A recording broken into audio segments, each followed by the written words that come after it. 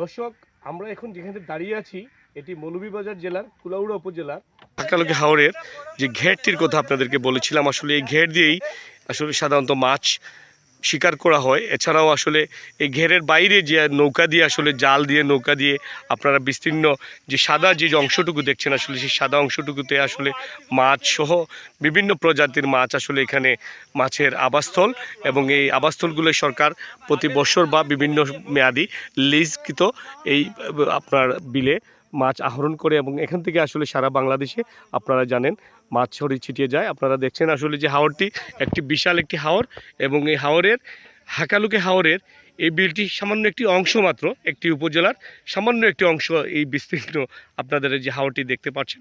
দর্শক, বিদায় নিচ্ছি, এবং আপনারা ঘের দেখেছেন।